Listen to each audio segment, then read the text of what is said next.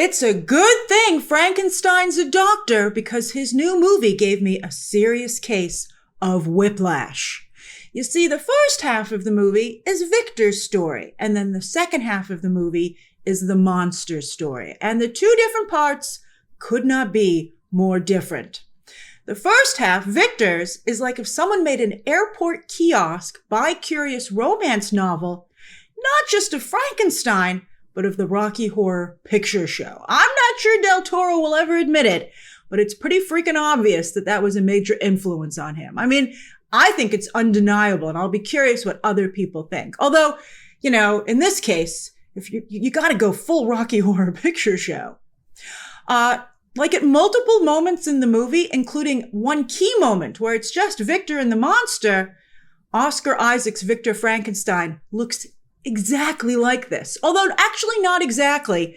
He also adds to his ensemble tight red leather gloves. Oh my. I was like, this is supposed to be an Oscar caliber. I mean, it's not even a super sexy movie. It's like, you're like, if we're going to do it, let's do it. Now, the second half of the film, which focuses on the monster, is incredibly touching. I believe thanks to Guillermo Del Toro probably having more interest in the monster story than Victor's. And that makes sense because the monster is a character who is a much better fit with Del Toro's storytelling history. And I can't believe I'm saying this, but I suspect that Jacob Elordi might actually be a fantastic actor. I know, my mind is blown. I mean, I don't think anybody's been in the Jacob Elordi can act camp, right? But I was amazed. I mean, maybe Wuthering Heights might actually end up being good. It was pretty shocking to see. I'm not quite sure why Del Toro decided to make his monster sexy. It was a choice. It was a strong choice. Perhaps, so I thought about it and I was like, all right, well, maybe it's because he's supposed to represent the perfect man, right? I guess there's some correlation to David, right? Because the monster almost feels like porcelain when he first, or marble, I guess, when he first emerges. But then why wouldn't the egotistical Victor Frankenstein make him look more like himself, right? Especially since Del Toro's Frankenstein really leans heavily into the story's theme of fathers and sons. But then also, in this version, early on, there's a single line about Frankenstein's father not liking his wife and older son for their darker hair and eyes and favoring his second-born son who has a lighter complexion like himself. And Victor builds his monster with a lighter complexion. And that kind of like self-loathing potentially could have been very interesting to explore. But this movie just isn't deep enough. The movie has a lot of it has the ideas there, but it just never does anything with them. Mary Shelley wrote Frankenstein when she was just a teenager. And I think, even though her actual story is quite sophisticated and intelligent, Del Toro seems to really have latched on to this idea that this was written by a teenager. And he, in fact, has de-evolved. Well, I don't know if de-evolve is fair.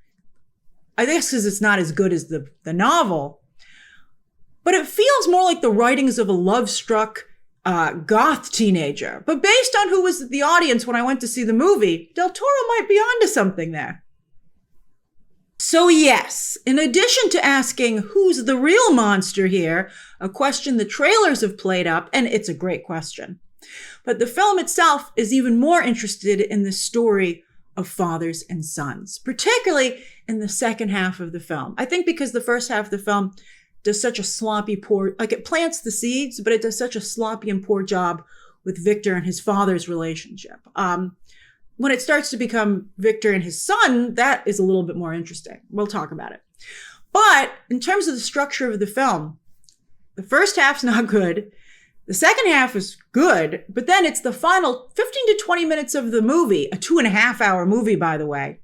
The film becomes absolutely brilliant. As I've told you before, how a movie ends, and if people haven't walked out or turned it off, is incredibly important.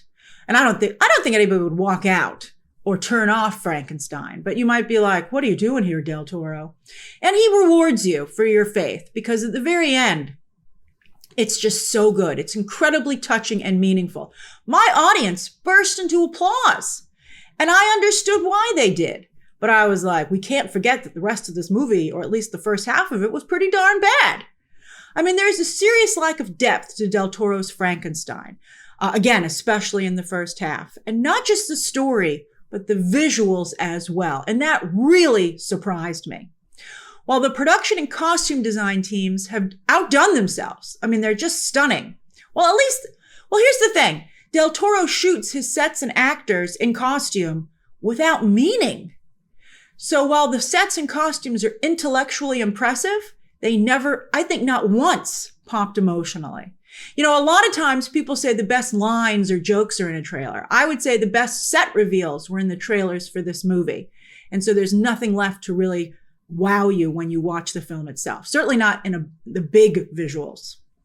And as I said, a movie can't decide to just be a little camp. This is one of those places where you do go full camp. A good example, I was trying to think of someone who does it well, who does the balance of a dramatic story with still camp elements. And I thought of AMC's Interview with the Vampire, which actually accomplishes, I think, everything that Del Toro is trying to do here. And even is a story to some degree of a creator and his creation, right? With Lestat and Louis. So you have a sexy goth period piece, but yet it has real meaning and depth, right? And just the right amount of camp in certain areas. But that's a series versus a movie. So perhaps Del Toro's Frankenstein, for all the ideas that it tries to stuff in here, would have been better served on Netflix as a series rather than a film. If you compare Interview with the Vampire, the series, with Frankenstein, I think it's actually a little embarrassing for Frankenstein. So yes, the final 15 to 20 minutes of this film are incredible. What the characters say about fathers and sons is gonna blow people away. But does that mean that Del Toro should be forgiven for incredibly sloppy screenwriting up until that point? I mean, some, I guess, could argue that he got us there. But, I mean, especially for someone with the experience that Del Toro has, I think it's unforgivable how sloppy the rest of the movie is. I think, I mean, how do you tell Del Toro that he needs someone to come in and help him with his script? You find a way, because he needed someone to come in and help him with this script. He needed a screenwriter who wasn't, because here's the thing, this is a passion project for Del Toro. And so I think he's just so in love with all the ideas. Like, he has a ton of ideas about Frankenstein, and he's just stuffing them all into his movie. 2.5 hours. That's a long movie. It's not a series. Again, I think maybe he needed a series. And because Del Toro has thought of this for so long, he can make all the connections in his head. And you can kind of make the connections, but it's sloppy. A good movie. And that's the challenge of making a movie. You can't just throw a bunch of stuff at people in 2.5 hours and go, again, it's an IKEA movie. The idea, the term I came up with recently, you put it together after you've watched it and you're like, come on, man. Like, I think that another screenwriter should have come in here and given this movie structure and actually created the threads or the nervous system, if we want to go with the Frankenstein metaphor, which is this movie, right? Frankenstein is supposed to be about precision to some degree, but this movie lacks precision, so much so. The story, though, I think is brilliant, right? And has the complicated feelings that fathers have about their sons becoming their fathers begging for forgiveness, and sons, learning to forgive. And there's more, but I don't want to give it away. But really nice things to explore. Like, one flaw, though, is that while it's obvious that Victor Frankenstein becomes his father, the man he so despised growing up, it's just something that kind of happens that you, again, intellectually observe, but you don't emotionally feel it. That's another good thing. That's a good way to describe this film. Intellectually, you can recognize its quality, but there's nothing there emotionally.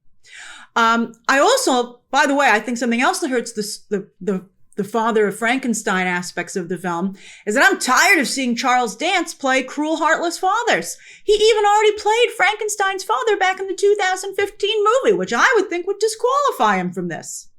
And Christian Convery feels nothing like Oscar Isaac. So the 20 to 30 minutes of flashback at the beginning of the movie feel hollow, not only because they're poorly written and very surfacey, but because you just don't believe that that's going to be Oscar Isaac. But Victor Frankenstein does, of course, as an adult, eventually show up. So let's talk about Victor's science. There is a ghoulishly funny scene in the film where Victor is shopping for body parts amongst men about to be hanged. They're so funny. I wish they'd had more of this in the movie. The reality, the gruesome reality of how Victor makes his perfect man, like what Victor literally almost kind of like sweeps under the rug and be like, and like behind him is like a pile of body parts that he was sifting through. That was just fantastic. And I wish that Del Toro had the time to explore that. But instead he chooses to go more for like the romance and stuff like that.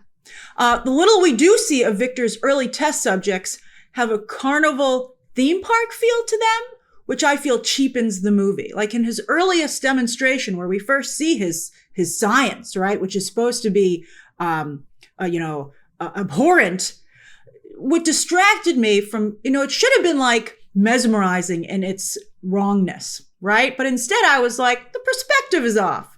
Visually, it didn't look like a real body. It looked like, you know what it looked like? That fish they used to sell on the wall that would sing when you pressed a button? That's what it looked like. It looked like it was rubber.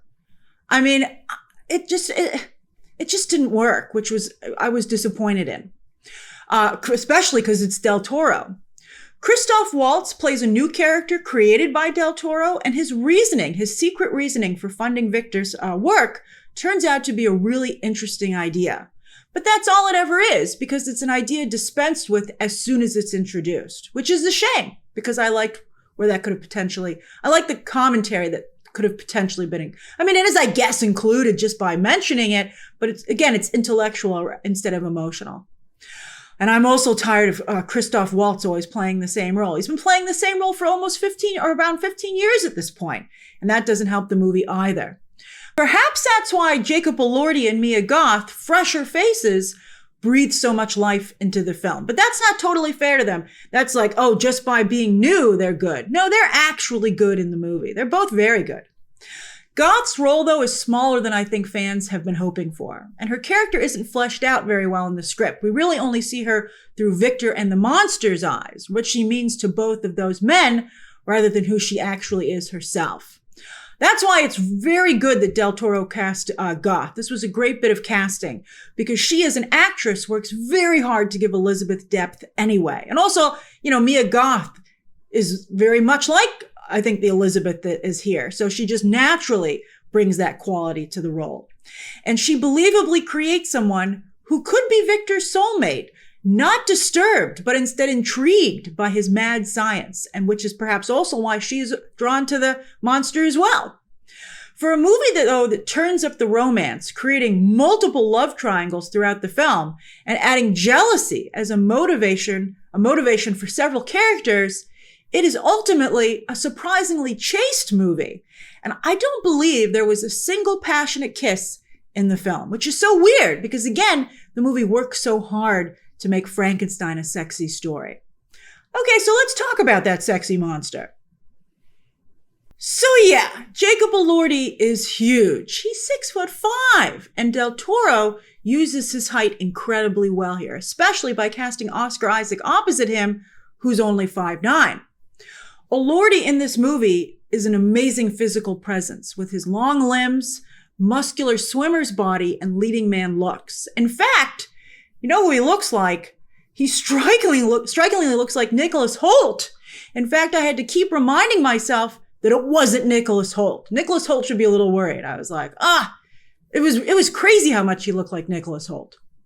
Here, Del Toro imagines his monster not just as David, but also it reminded me a lot of the engineers from the Alien franchise, who perhaps also, Ridley Scott also drew inspiration from David, that famous classical statue.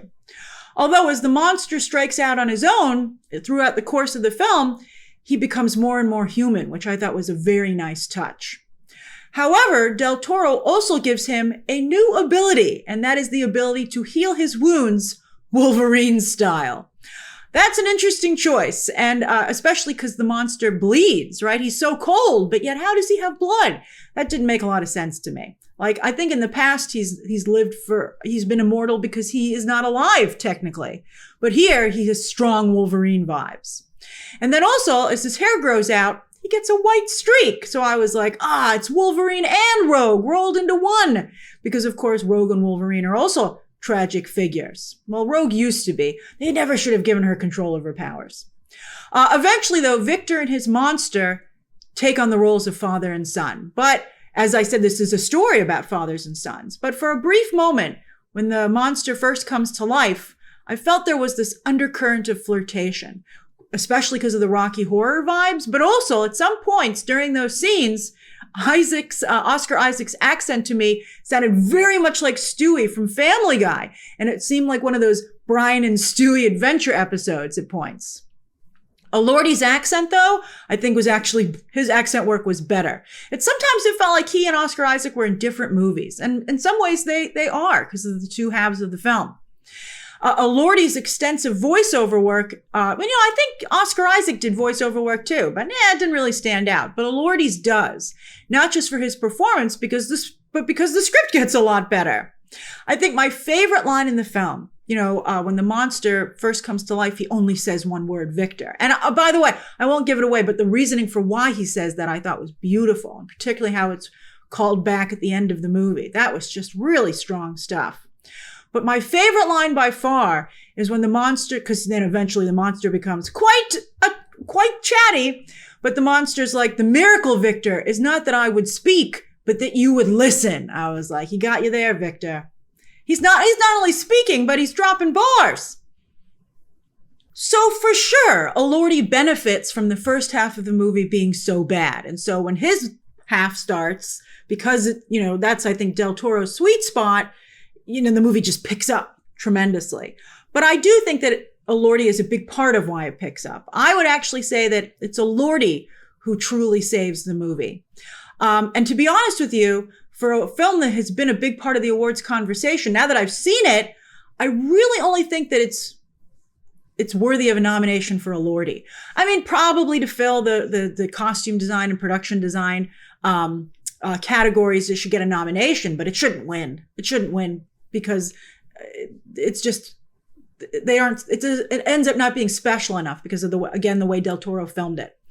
But I think that Elordi's performance is special. And as a Critics' Choice member, I think I'm going to probably vote to nominate him for Best Supporting. I don't know if I would say he should win.